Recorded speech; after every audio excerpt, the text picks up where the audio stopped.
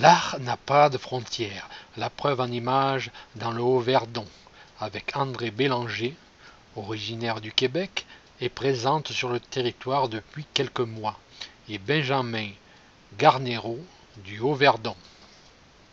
Ils utilisent la même matière dans la sculpture, mais une technique très différente. Nous avons rencontré au cœur de Colmar-les-Alpes André Bélanger, qui nous explique son art avec l'exposition Dure Plénitude, tout un programme. Et on sculpte la même pierre.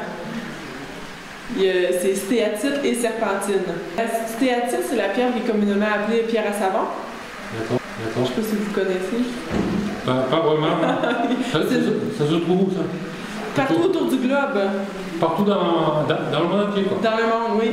Et elle va avoir des nuances différentes dépendamment de l'endroit où elle a été prise. Par exemple, Benjamin, lui, il s'approvisionne dans le Kéras. Majoritairement dans le Kéras. D'accord.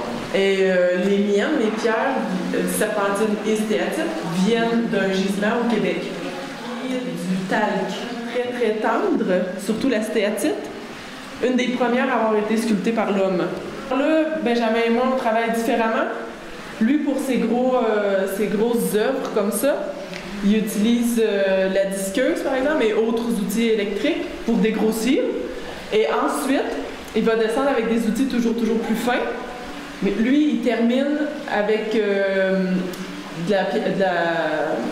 du papier à poncer, toujours plus fin, jusqu'à 3000 de papier à poncer. Puis il termine avec la peau de mouton pour bien polir. Pour illustrer, quoi. Et voilà.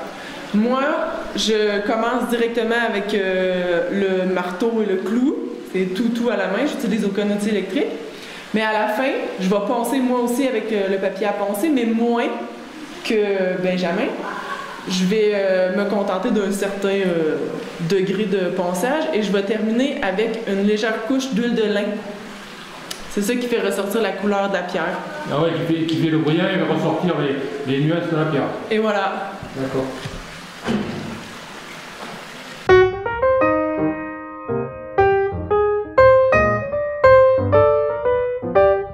Les mêmes pierres, parce oui, que... ça va d'harmonie, hein. Eh oui, puis on s'est rencontrés il y a 3 semaines, là.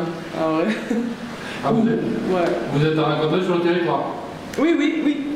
J'avais vu l'article aux Sources du Verdon, sur lui. Et je lui ai demandé si on pouvait se rencontrer, puis il a dit... Oui, il a été d'accord. Ouais, c'est ça. C'est lui qui m'a proposé de faire une exposition ensemble. C'est bien, bonne idée. Alors voilà, c'est comme ça que ça a vu le jour.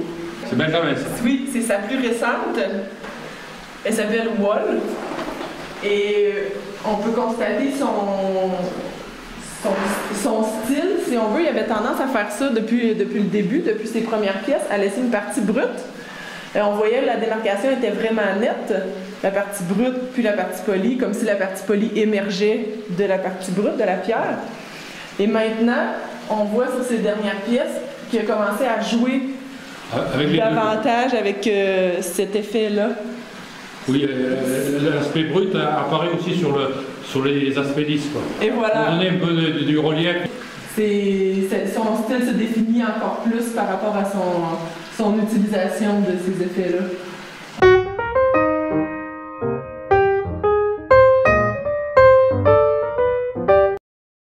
Ça a été ouvert le 18 août. Et c'est jusqu'au 15 septembre, c'est ça? Oui. Ouais.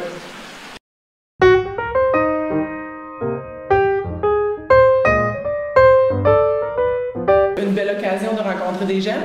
C'est fou le nombre de personnes qui passent et qui nous mentionnent un autre artiste qui travaille la pierre dans un autre village, une autre partie de la région. Fait que ça, oui, les opportunités se présentent.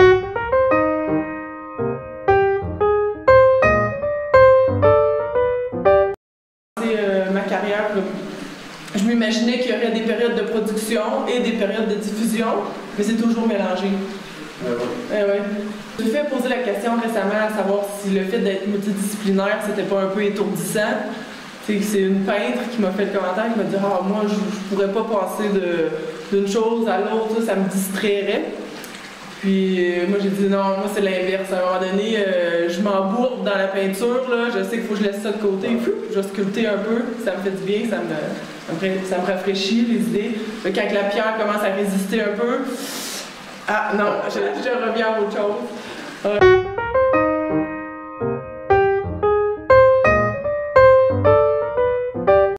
Eh bien, j'ai choisi ma carrière sur le tard. J'ai été en études internationales et langues, en histoire avant. Après, j'ai fait un voyage en Europe.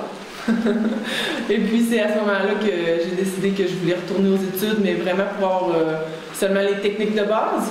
Parce que je savais que c'était ça que je voulais faire, mais je trouvais que je n'avais pas les moyens de mes ambitions. Alors, je suis allée en 2012-2013 à Dawson City, au Yukon, qui est le territoire voisin de l'Alaska. Il y a une toute petite école d'art visuel là-bas. Alors, je suis allée et j'ai fait mon programme, j'ai appris les bases. Puis voilà, depuis ce temps-là, je me suis lancée. J'ai fait des expositions chez nous au Québec, dans le Grand Nord. Et voilà, maintenant que je me suis exilée, ça commence ici. Ah ouais? Oui, ça y est. Et l'idée de venir en France, c'est venu à partir de quoi? C'est juste le dépaysement ou bien c'est une autre idée? L'amour. Ah bon. Alors là, c'est... Quoi d'autre?